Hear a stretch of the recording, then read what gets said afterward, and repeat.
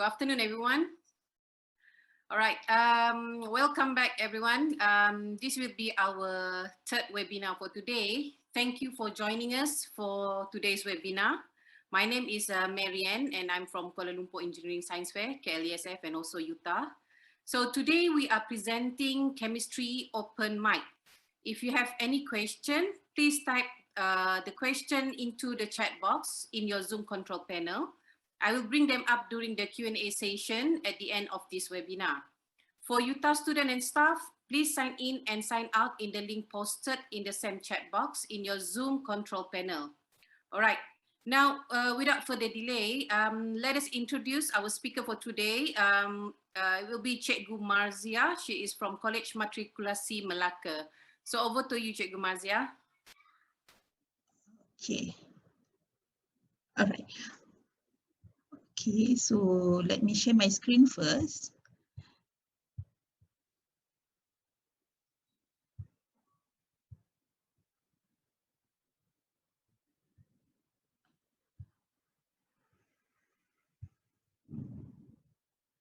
Okay. Okay, skrin saya ada ke? Okay, Cikgu, saya boleh nampak skrin Cikgu. Alright, so right, okay, bismillahirrahmanirrahim. Assalamualaikum warahmatullahi wabarakatuh dan selamat petang. Okay, so first of all, saya nak ucapkan terima kasih kepada organizer iaitu organizer KLESF iaitu Universiti Tengku Abdul Rahman yang telah memberi peluang kepada saya untuk berkongsi amalan baik bersama-sama dalam program Virtual Mind and STEM Festival 2021. Okay, so saya ingin ucapkan terima kasih juga kepada Persatuan Guru STEM Malaysia kerana memberikan peluang ini. So sebelum kita teruskan dengan saya punya perkongsian pada hari ini, so saya rasa perkongsian saya ni santai-santai je. Saya nak berkongsi amalan baik saya di dalam kelas. Okay, so sebelum itu saya nak ceritakan sedikit apa dia Kolej Matrikulasi Melaka tu. Okay, Kolej Matrikulasi ni adalah program setara dengan tingkatan 6 iaitu pelajar lepasan SPM akan berada dengan kami lebih kurang 1 tahun, and after that dia akan continue dia punya degree studies lah, sama ada di local university ataupun private university. Right, so topik perkongsian saya hari ini adalah chemistry open mic.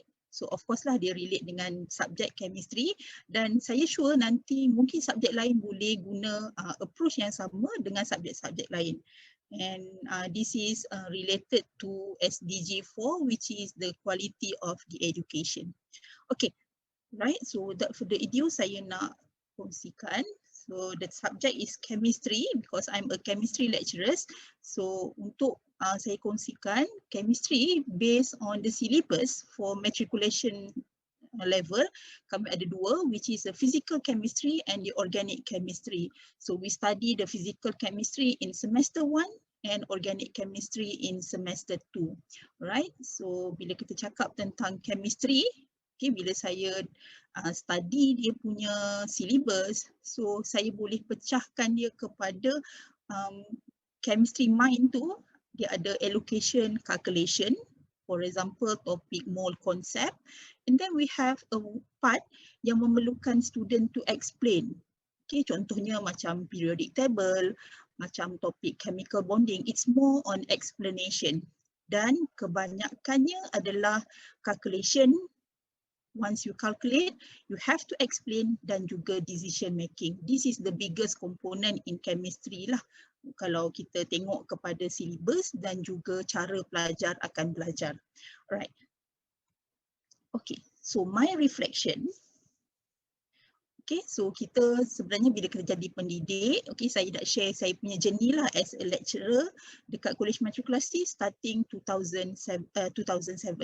Okay, so apa reflection saya? Saya rasa semua pendidik atau guru akan ada learning path yang beginilah, lebih kurang career path kita. So kita bermula dengan beginner. So masa kita beginner, kita fokus on delivering the content. So pada masa tu saya pun eager. Okay, pelajar saya perlu tahu ini, itu, dan saya rasa gembira bila yang ramai dapat A. Okay.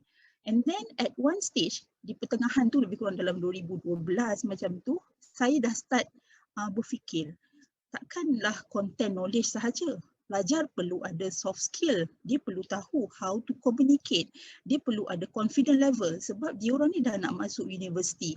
So pada masa tu saya dah start, then saya dah mula buat activity, group work dan sebagainya.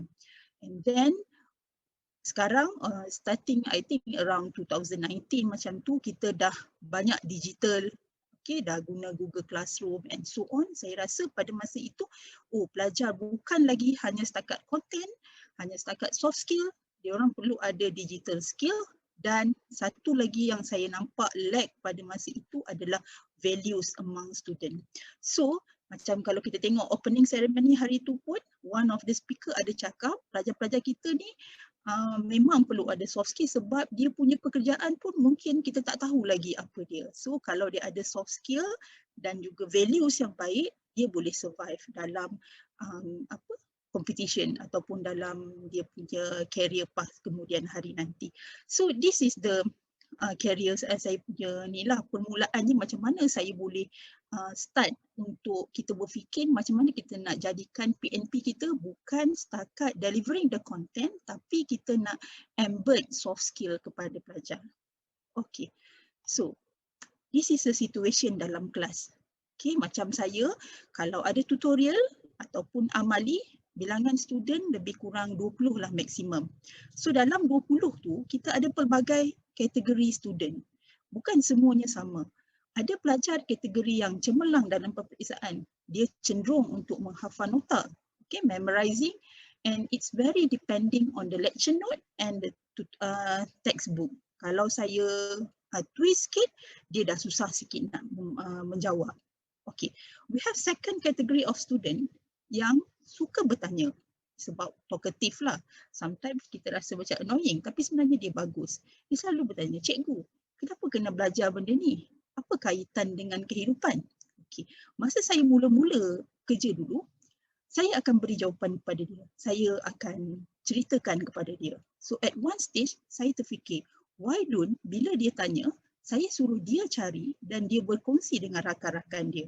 So that benda tu lebih meaningful dan lebih lama lah memori tu pada dia.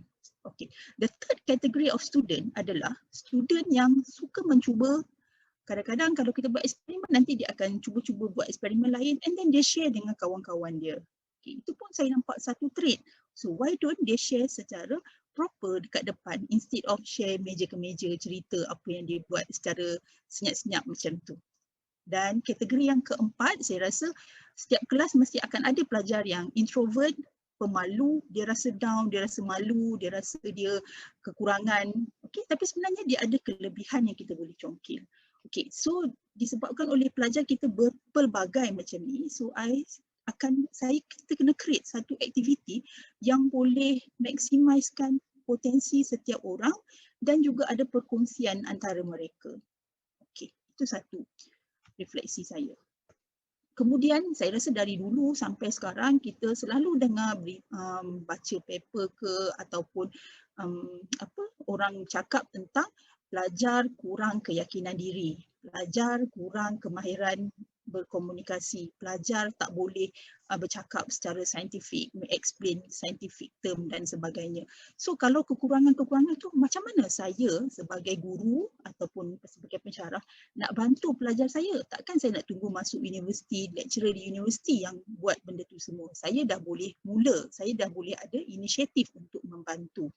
Okay, so oleh kerana itu, okay, this is our learning outcome. Kami ada 3 course learning outcome and one of it adalah student able to explain the concept and the principle of the chemistry in novel and the real situation. Okay. Okay. So sampailah satu hari, masa tu lebih kurang dalam 2017 macam tu, 2017 atau 18, saya dapat satu idea di mana saya tengok satu rancangan TV di TV Oasis, saya tak silap saya. Okay, tajuk dia adalah, rancangan tu dia lebih kepada religious sikit lah, Hadis Open Mic, di mana konsep dia seorang pergi ke depan berkongsi tentang satu hadis, okay, hadis Rasulullah dan sebagainya sallallahu alaihi wasallam. Okay, dia berkongsi dan yang audiens lain dengar dan tagline dia sangat saya suka. sampaikanlah walaupun sepotong hadis ataupun sepotong ayat. Maknanya saya kata, oh, why don't saya buat macam ni dalam kelas saya. Student ceritakan satu-satu apa-apa sahaja berkaitan dengan chemistry kepada rakan-rakan dia. Mungkin benda tu bermanfaat di masa hadapan. At the same time, dia boleh jadi satu aktiviti sampingan yang boleh saya terapkan soft skill tadi. Okay. Alright, itulah permulaannya saya dapat idea untuk buat aktiviti chemistry open mic tu. Okay, setelah saya tengok rancangan TV tu. Okay, so apa dia chemistry open mic? Okay, so dia adalah satu aktiviti pengucapan awam ataupun perkongsian ilmiah yang menjurus kepada ilmu kimia di dalam kelas tutorial ataupun kelas amali. Okay, untuk peringkat kami di matrikulasi, kelas tutorial berlaku lebih kurang 2 jam. Kalau 2 jam saya teruskan buat tutorial, pelajar akan bosan, pelajar akan rasa boring. So saya akan nampak daripada dia orang punya face. So apa yang saya buat adalah di pertengahan tu saya akan break sekejap dan saya akan selitkan dengan aktiviti chemistry open mic ni. Mungkin ada kawan dia akan present something yang lebih interesting, dia orang pun gembira dalam 5 minit macam tu. And after that kita sambung balik discuss tutorial. So dia adalah aktiviti selingan tetapi dia impactful, bukan setakat konten tapi juga soft skill. Okay, so macam mana saya laksanakan? Saya telah laksanakan since 2012. Okay, 2018. Masa 2018 tu, selepas saya tengok rancangan hadis open mic tu, saya mulakan dengan berkumpulan dahulu. Okay. Berkumpulan dia dilaksanakan in between tutorial ataupun di hujung amali lebih kurang 3 hingga 5 minit. Okay. So di awal-awal tu saya dah brief tentang aktiviti ini, pelajar dah boleh start planning apa yang dia orang nak berkongsi. So berkumpulan lebih kurang 4 ke 5 orang macam tu. Okay. So dia dah akan ada jadual, kita akan undi daripada minggu ke-7 hingga 14, setiap minggu tu ada orang yang, ada kumpulan yang akan present. Okay. Pada masa tu saya limitkan mereka kepada demonstrate atau buat eksperimen berkaitan dengan konsep ataupun pengetahuan kimia yang dipelajari pada semester tersebut. Okay, sebab ni first time saya pun tak nampak lagi apa saya punya tu. So apa yang saya dapat adalah pelajar pada saya sangat baiklah dalam dia punya presentation. So this is one example macam mana group of student berkongsi tentang konsep Dalton's Law. Dia orang buat eksperimen, daripada eksperimen yang dia orang buat, dia orang boleh share. Okey, macam ni. Dia orang boleh share tentang Dalton's Law, macam mana nak terangkan Dalton's Law daripada eksperimen mudah yang mereka buat. Kalau dalam tutorial biasa atau kuliah saya cerita teorinya, sekarang dia orang dah buat satu visualization yang dia orang boleh nampak tentang konsep tersebut. So this is one group. Dia orang buat menggunakan bahan-bahan yang mudah, balon, sodium bicarbonate and then acid. So dekat sini dia dah terangkan, juga kepada kawan-kawan. So pada masa yang sama kawan-kawan dia pun nampaklah tentang Dalton's Law tu, macam mana kita nak apply dia dalam calculation and so on. Okay, ini kumpulan yang seterusnya. Ada satu topik untuk semester 1 which is acid and base. So diorang cuba membuat pH indicators. Yang ini diorang menggunakan red cabbage and at the same time diorang juga guna bunga telang. Okay, untuk jadikan pH indicator which is a natural pH indicator. So diorang pun cubalah selain pada buat amali, diorang pun cuba buat guna yang ini. Okay. Dan kumpulan yang seterusnya, okay, so ada satu subtopik which is surface tension. So biasanya kalau ikut buku teks, dia just tahu, dia memorize surface tension tu apa, what are the factors. So sekarang mereka cuba buat eksperimen untuk visualize sendiri surface tension, visualize the impact of the surface tension towards the chemical reaction. Okay, so yang ini contoh yang pelajar sediakan. Alright, and next. Okay, ini contoh yang seterusnya. Kumpulan ini berkongsi tentang Charles Law. Sebab saya limitkan tentang eksperimen, so diorang buat eksperimen tentang Charles Law. So saya pun nampak, oh good, diorang boleh relate Charles Law menggunakan balloon And then dia control temperature, ada yang dia letak dekat tempat panas, dalam bilik. Okay, so kat situ nampak dia orang dah belajar manipulate variable, dia orang dah belajar kooperatif dan sebagainya semasa mereka membentangkan. So kawan-kawan dia dengar pembentangan mereka. Okay. So apa yang saya dapati pada tahun tersebut, selama ni saya tak terfikir yang pelajar saya boleh kreatif begitu dalam membentangkan.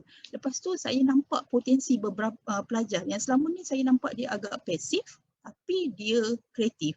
Right? So itu adalah perkara-perkara yang saya nampak masa saya first time buat. And then dia orang punya collaboration skill and communication skill juga sangat, saya boleh nampak lah dia orang ada collaboration dalam kumpulan. So kat situ nampak dia orang punya social skill. Okay. So oleh kerana saya nak cuba pada tahun itu, saya nampak dia okey dan berjaya pada pendapat saya. And then the next intake, saya dah cuba secara individu. Okay. So next intake tu saya buat individually. So saya pun masih mengekalkan konsep yang sama. It can be in between the tutorial class or at the end of the class, depends pada masa dan juga saya punya perancangan. And then saya juga membuka konsep. Pelajar boleh kongsi apa-apa sahaja berkaitan topik yang mereka pelajari dalam semester tersebut. Okay, saya masih open sebab saya nak mereka kreatif.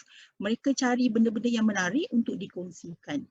Okay, so what is the finding for this year, in this year? Okay, bila dia buat individu, saya nampak, okay, contoh yang pelajar ini, dia cuba nak kaitkan dengan viscosity, which is kelikatan. Okay, so biasanya kita belajar kelikatan, saya hanya cakap, okay, contohnya minyak masak dengan minyak petrol, contohnya yang mana lebih viscous and so on. Tapi bila pelajar demonstrate, dia bawa sendiri minyak masak, dia bawa sendiri honey, dia bawa minyak ubat batuk, saya rasa seorang satu lagi tu, dan dia cuba untuk alirkan supaya dia dapat compare the viscosity. So it is very good sebab dia bawa, ditunjuk dekat kawan-kawan dia, and then dia cuba try bila panaskan semuanya mengalir dengan cepat. Kenapa? Dia boleh explain scientifically di sebalik apa yang berlaku, which is very good sebab dia boleh nampak chemistry tu dalam kehidupan seharian. Okay, so ini untuk topik viscosity. And then ada lagi kumpulan pelajar yang lain. Okay, so kami juga ada satu topik iaitu polimer. Okay, so biasanya kita dalam topik polimer kita hanya saya tunjukkan what is monomer, what is polymer, how polymer form. Tapi bila pelajar yang buat, dia demonstrate, dia menceritakan tentang penggunaan plastik. So dia dah create awareness sekali dekat sini. Pelajar ni menceritakan tentang plastik dan juga dia punya simbol yang triangle ni. Kalau number 4, what does it mean? Okay. So kat situ dia dah bagi knowledge juga dekat kawan-kawan dia tentang penggunaan plastik. Rather than kita tentang konten sahajalah, macam dia buat nota kat sini, dia cakap tentang synthetic polymer. One of the example adalah plastik. So dia explain tentang plastik. So kat sini nampak kreativiti dia dan juga macam mana dia relate with real life. Okay, ini pelajar yang seterusnya. Okay, pelajar ini pula kami ada satu topik organic chemistry which is carboxylic acid. So kita tahu carboxylic acid ni paling mudah example-nya adalah perfume.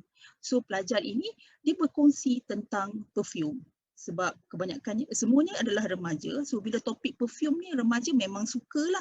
So bila dia share tentang perfume, kawan-kawan dia pun excited untuk tahu tentang term-term perfume tersebut.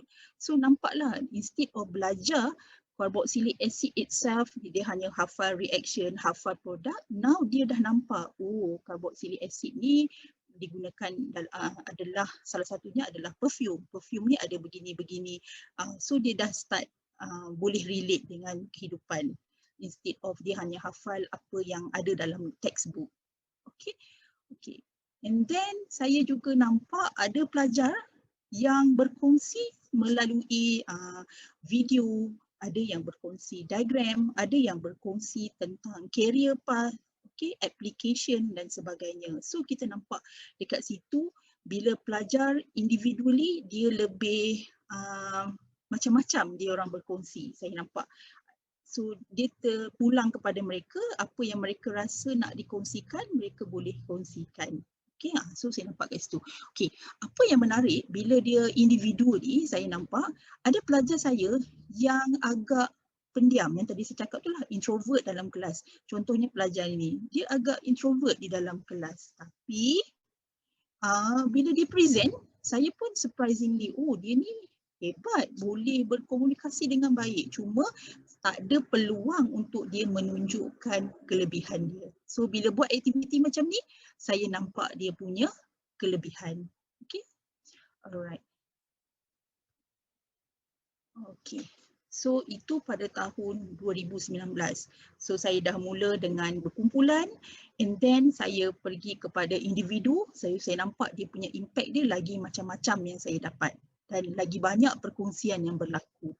And pada tahun 2020, oleh kerana PDPR, saya tak boleh nak buat secara virtual.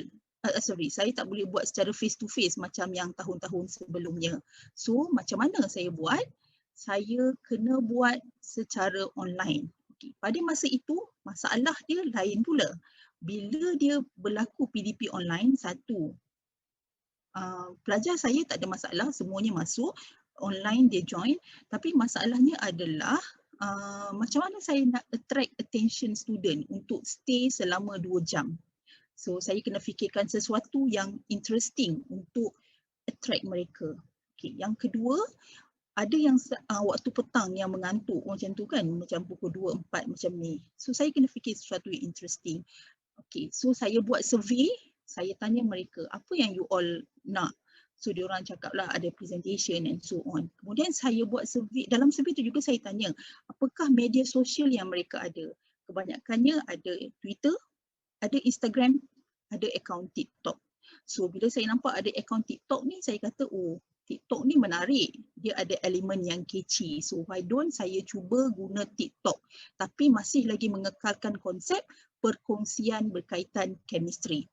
Okay, so in 2020, which is last year, batch yang saya baru habis hari itu, so saya jadikan satu pertandingan yang saya namakan Chemistry TikTok Challenge. Okay, tapi saya dah spesifikkan untuk topik periodic table sahaja.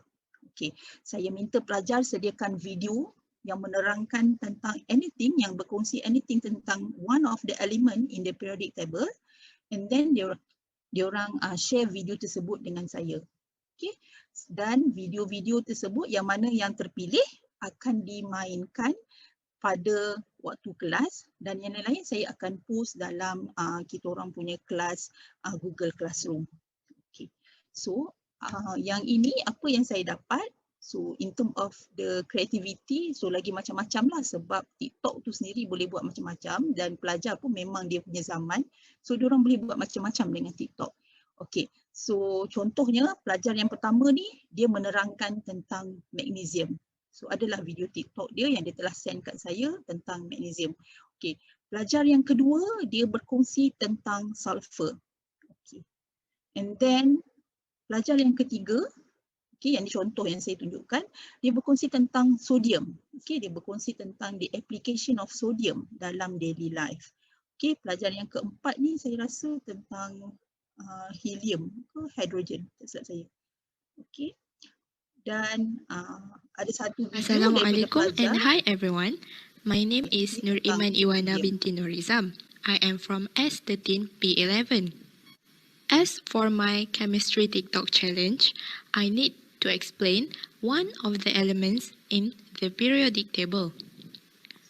So I have chosen one of the elements, which is helium.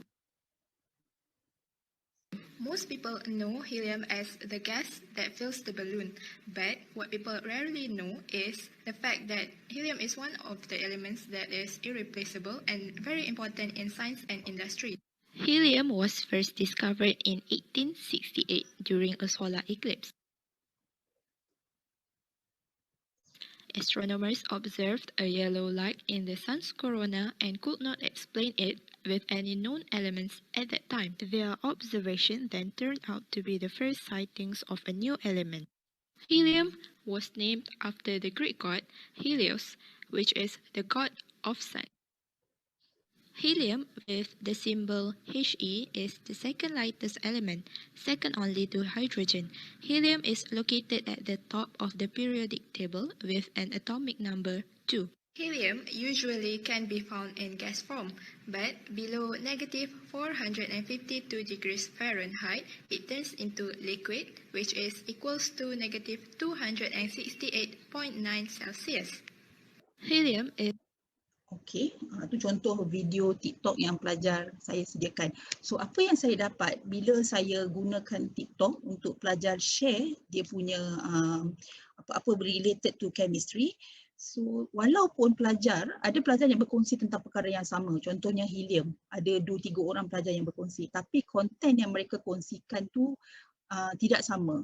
Okay, ada yang berkait dengan macam mana helium dalam belon, ada yang berceritakan tentang dalam industri dan sebagainya. So dia takkan sama. So kat situ nampaklah saya boleh, bila saya post dalam kelas saya punya Google Classroom, saya tunjuk helium, okay, this is the video, you all boleh tengok. Tapi yang the best saya akan play dalam kelas sebagai set induksi, in the middle dan sebagainya.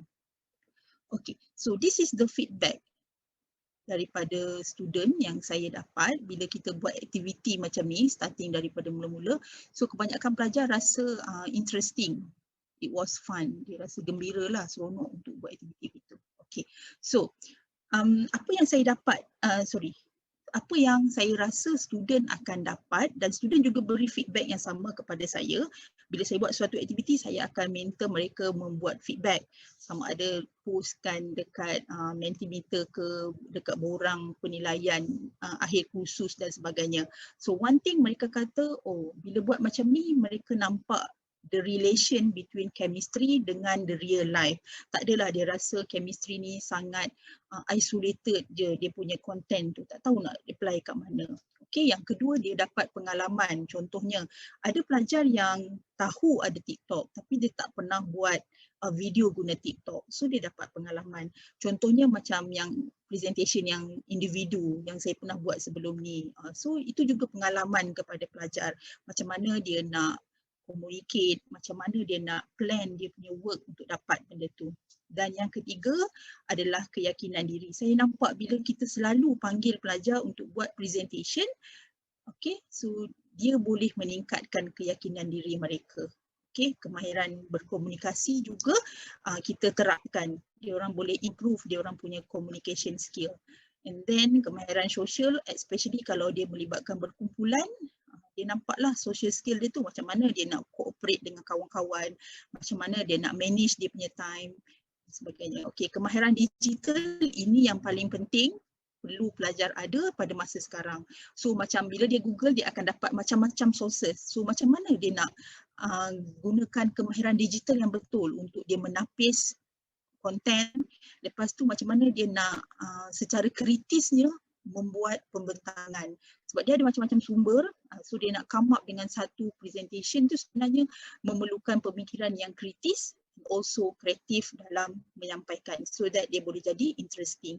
So ini in term of student, berdasarkan feedback mereka dan observation saya. Okay, so saya sebagai guru bila saya dah buat macam-macam aktiviti di dalam kelas, saya dapati pembelajaran pelajar di dalam kelas menjadi lebih aktif rather than traditionally saya di depan memberi jawapan tutorial, saya just highlight, okay, you all kena fokus on this. So sekarang kita develop bersama-sama pembelajaran tersebut. So it goes beyond the textbook. Okay, macam-macam cara kita boleh buat. Okay, yang ini yang saya paling suka, mencongkil bakat pelajar. So macam saya cakap tadi, kita ada ramai student. Setiap student tu dia ada kelebihan-kelebihan dia tersendiri. So bila dia buat presentation, saya nampak, oh pelajar ni bagus dia punya skill membuat video. So kita boleh dorong dia. Sebab dia orang kan akan pilih jurusan di universiti. Mungkin kita bila tanya saya, cikgu nanti saya nak pilih course apa? Oh awak bagus bidang ni, why don't you boleh cuba apply bidang ni? So kita boleh bantu dia untuk identify dia punya kekuatan diri. Sebab remaja kita tak tahu, dia kadang-kadang dia pun tak tahu dia punya kelebihan. So bila ada peluang-peluang macam ni, kita dapat bantu dia untuk identify. Okey, mendorong pelajar. Okay, ini especially pelajar yang macam saya cakap tadi lah, yang kurang berkeyakinan. So bila dia dah macam ni, kita puji dia, bagus. Macam tadi pelajar tadi Hazim, bagus Hazim. Cikgu tak sangka Hazim boleh present dengan baik. Oh, Hazim ada kelebihan macam ni, macam ni. So dia rasa dia termotivasi dengan diri dia. Okay. Kemudian menjana pemikiran Arasti, macam-macam sumber, dia macam mana dia nak olah atau ubah pelbagai-bagai sumber tu untuk jadikan satu presentation yang menarik untuk dikongsi dengan rakan-rakan. Itu bukan mudah sebab dia kena kreatif dan kritis untuk menyampaikan.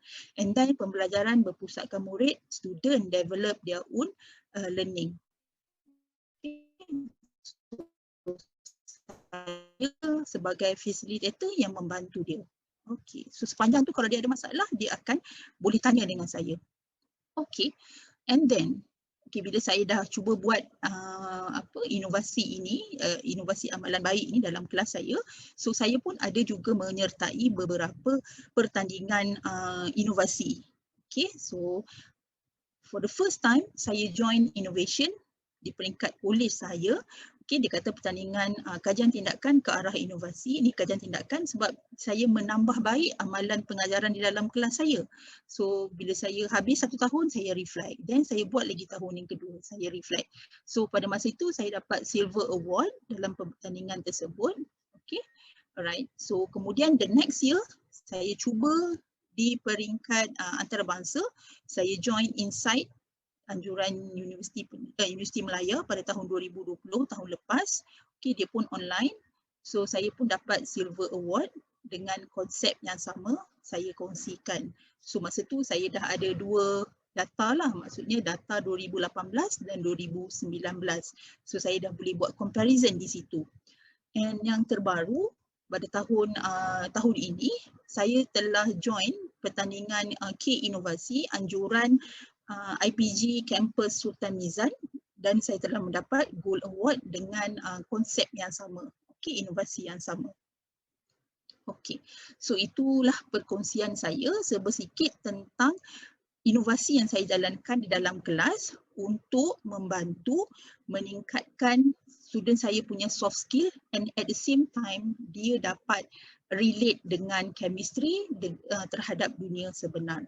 Okey, so selalunya bila saya berkongsi tentang inovasi macam ni ataupun inovasi lain dengan rakan-rakan, masalah yang sering diutarakan adalah bagaimana untuk mendorong pelajar untuk join aktiviti begini sebab student saya adalah remaja. Kadang-kadang mereka rasa macam benda ni tak boring, tak best, dia orang tak nak buat. So macam mana kita nak encourage pelajar untuk buat? Okay, sebab dia pun dia rasa macam buang masa je buat aktiviti macam ni, lebih baik saya fokus study sebab saya nak dapat A kena based on exam only sebab benda-benda dia pun tak ada markah. Okay, macam mana saya mendorong pelajar? First, bila saya assign satu tugasan, kita pantau. Maksudnya kita tanya, okay sekarang dah week ni, ada siapa-siapa yang ada masalah, okay boleh PM saya directly ataupun saya yang approach pelajar-pelajar yang saya nampak dia agak macam tak berapa tak nak buat sangat. So saya approach dia, saya cakap dengan dia baik-baik, saya tanya dia. So kita initiate dia untuk buat. Okay, so kita kena pantau dia, kita kena dan saya lebih prefer kalau macam ni kita approach one to one. So saya PM dia personally, saya tanya dia, okay ada masalah apa-apa ke? Kalau dia kata, oh saya tak ada idea lah cikgu, so kita cuba sama-sama. Okay, dah cari, okay kita cuba sama-sama untuk selesaikan masalah tersebut. Sebab kadang-kadang dia malu nak post dalam grup Telegram kelas. So, bila one to one tu dia lebih nak cakap dengan saya apa masalah. Okey, yang kedua adalah ganjaran dan pujian. So of course lah bila pelajar yang best kita akan show, kita kata oh this is the best TikTok video of this week. So dia dapatlah token sedikit daripada saya. Pujian ni saya akan pastikan semua yang membentang tu saya akan cari dia punya kebaikan dia ataupun positif dia dan saya akan kata puji dia. Contohnya macam Hazim tadi yang saya cakap tu, saya pun Okay, bagus Hazim punya presentation. Saya tak sangka Hazim sebenarnya ada kemahiran komunikasi yang sangat baik. Cuma Hazim tak tunjukkan. Macam itulah. So sebaik-baiknya pujian ni memang semua pelajar saya akan cari positif pada presentation dia untuk saya highlightkan. Okay, and then saya reflect pada apa-apa yang perlukan penambahbaikan. So maklum malas tu saya akan reflect secara general dalam kelas. So this is the thing yang you all kena avoid, yang ni you all boleh improve. Tapi kalau ada yang spesifik kepada pelajar-pelajar tertentu yang mereka perlu perbaiki, saya akan PM dia dan saya akan cakap dengan dia personally. Mungkin di masa hadapan awak kena control in term of apa-apa elemen dan sebagainya. Okay, mungkin slide awak ni terlalu padat. Why don't next time pastikan tulisan tak terlalu banyak. Macam tu saya beri feedback di dalam kelas secara general je lah, sebab benda tu saya rasa tak adalah tersinggung sangat compared tu yang lebih lain-lain kaitan diri sendiri. Okay, dan dorongan dan motivasi. Itu semua tu termasuk dalam dorongan dan motivasi lah saya rasa. Okay, so ini adalah tips untuk daripada saya. Saya pun mungkin benda ni works dekat saya, dekat orang lain mungkin ni, tapi apa yang saya buat itulah untuk saya encourage student untuk join aktiviti-aktiviti seperti ini. And so far saya 98% tu memang pelajar akan take part dalam setiap aktiviti kelas yang saya lakukan. Okay, so sebelum saya akhiri, so saya selalu pegang kepada yang ini. Education is not the filling of the pail but the lighting of the fire. So saya bukan setakat menyampaikan konten, tapi saya nak pelajar itu cari kekuatan dia dan dia boleh kembangkan lagi potensi dia. Okay, so okay, saya ada juga beberapa aktiviti yang lain. So sekarang ni saya lebih kepada penggunaan social media, macam mana saya guna Twitter dalam kelas, macam mana saya guna TikTok tadi dalam kelas. Saya ada kongsikan dekat saya punya Google site. Kalau siapa-siapa berminat untuk nak tengok macam mana kita boleh guna Twitter dalam kelas, kita boleh guna TikTok dalam kelas, boleh tengok dekat saya punya Google site. Okay, right.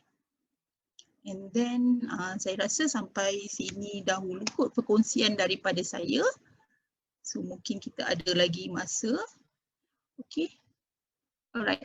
So saya serahkan kepada moderator. Okay, terima kasih Cikgu Marzia. Okay. Okay, sebelum kita proceed to the next sesi. Okay, untuk para peserta kita pada petang ini, kalau ada apa-apa soalan, anda boleh typekan soalan anda di ruangan chat box dalam akaun Zoom tu. So nanti kita akan bacakan untuk Cikgu Marzia. Dan saya akan semak daripada Facebook. So far daripada Facebook kita tak ada soalan lagi Cikgu ya.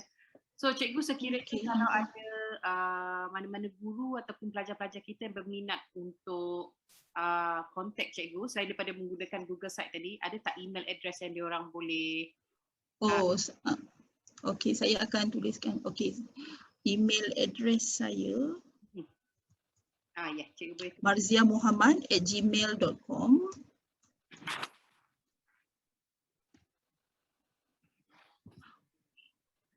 Okay, mungkin saya nak share sedikit dengan cikgu-cikgu.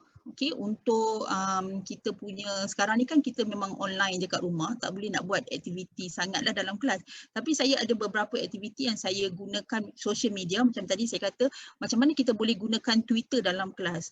The best part tentang Twitter adalah dia hanya allows 280 karakteristik sahaja kan. Okay, so macam bila kita mengajar, kita boleh minta pelajar buat refleksi tentang pembelajaran kita, dia tweet reflect tersebut, and then nanti saya boleh semak. So this is, itu juga salah satu cara lah. Dan saya juga last year saya ada buat satu virtual chemistry ni dengan student-student saya. Diorang buat video and then saya ajar mereka untuk buat live streaming di YouTube. Itu pun kita boleh buat sebab itu diorang dari rumah. So bila dia ada experience live streaming macam ni, oh mereka memang excited lah sebab selama ni dia tengok cikgu dia je dekat ni ataupun dia tengok orang, dia kata oh macam ni je rupanya nak buat live streaming di YouTube. Stream dia pada masa tu saya cuba. So mungkin cikgu-cikgu juga boleh guna idea-idea macam ni lah untuk buat dalam kelas dengan online learning macam ni. Itulah perkongsian daripada saya. Okay. Saya rasa macam Macam tak ada soalan. tak ada soalan. Okay. So, untuk para peserta yang join webinar kita petang ni, kalau anda ada apa-apa soalan yang korang tak nak tanya dalam ni, korang boleh emailkan terus kepada Cikgu Mazia. Okay, message yang saya dapat daripada chat box ni daripada Puan Nur Hamidah, tahniah Puan Marzia. And then daripada Encik Ali, perkongsian yang best, thank you Cikgu. And rata-rata mengucapkan terima kasih kepada Cikgu Marzia atas perkongsian pada petang ini. Okay, sebelum kita akhiri, saya nak minta para peserta kita untuk onkan kamera supaya kita boleh ambil gambar group foto bersama Cikgu Marzia sebagai tanda kenang-kenangan kita. Okay, jom. So everyone, siapa yang ada kamera tu boleh onkan kamera anda. So kita akan ambil beberapa group foto. Okay. So kalau semua dah bersedia, atas kiraan 3 ya. Okay, 1, 2, 3. Okay, sekali lagi. Alright.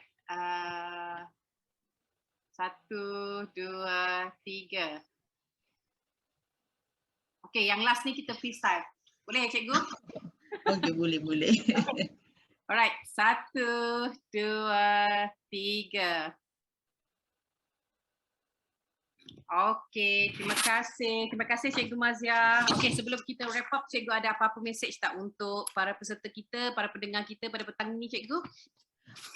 Okay, so saya nak ucapkan terima kasih kepada yang mendengar. So satu nasihat daripada saya, tak kisahlah dalam keadaan pandemik ke macam mana ke, so kita perlu sentiasa positif dan kita cari je peluang untuk kita boleh bantu pelajar kita dengan cara apa sekalipun lah. Okay, so itu saja daripada saya. Terima kasih Okay, banyak. terima kasih. Please take care of yourself, stay safe and thank you.